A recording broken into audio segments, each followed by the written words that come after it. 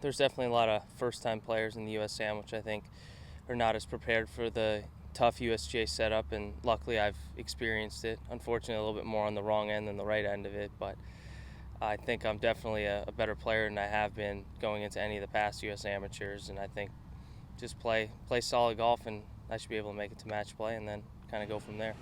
I feel like I had a good spring at school. I played well this summer. I feel like I've been practicing, preparing the way I need to have success this week. I mean, that doesn't necessarily mean that will happen, but I feel like I've taken the right steps to be in a good position to play well this week. I mean, it's a pretty similar feel to what we see in college golf. I think college and all the summer events and amateur events we play in, you kind of see the same people. I mean, there'll be a few junior golfers here and a few players out of college, but the majority of everybody is all the college players from the U.S. and internationally that I see all year, so that shouldn't be any different.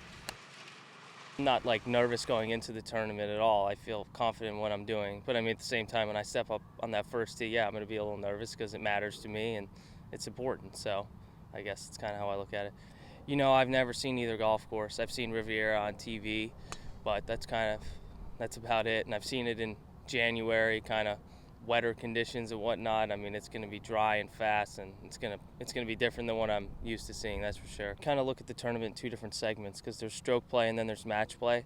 And there's only 2 rounds of stroke play, whereas a typical college event has 3, and most summer events have 4.